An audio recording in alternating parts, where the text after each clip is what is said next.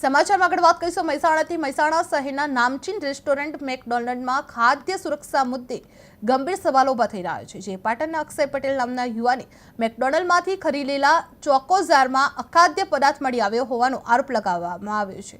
જે નાસ્તા માટે રેસ્ટોરન્ટમાં રોકાયેલા અક્ષય પટેલે ચોકોઝારનો ઓર્ડર આપ્યો હતો, જેમાં અખાદ્ય વસ્તુ દેખાતા તેમણે તાત્કાલિક મેનેજરને ફરિયાદ કરી હતી।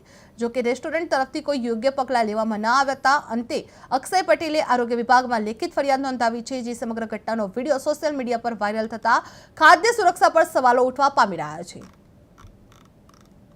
અક્ષય રાકેશભાઈ પટેલ છે। હું 31/1/2026 ના રોજ અમદાવાદથી પાટણ મારા ગામડે જઈ રહ્યો હતો। તો રસ્તામાં અમે મહેસાણા આગળ સાંજે 4 કલાકે નાસ્તો કરવા માટે મેકડોનલ્ડ્સ નામની રેસ્ટોરન્ટમાં ઊભા રહ્યા હતા।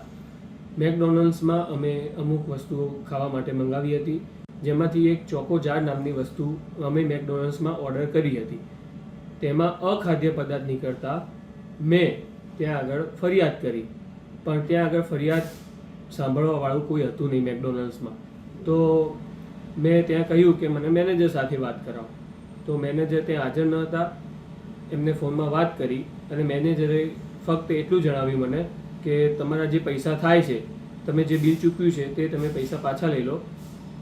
તો મેં પૈસા લેવાની ના પાડી અને તે બાબતની ફરિયાદ કે જે મારા ખાદ્ય પદાર્થમાં કચરો નીકળ્યો હતો તેની ફરિયાદ મેં આરોગ્ય વિભાગમાં કરેલ છે।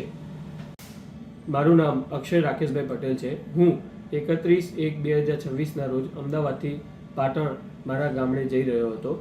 તો રસ્તા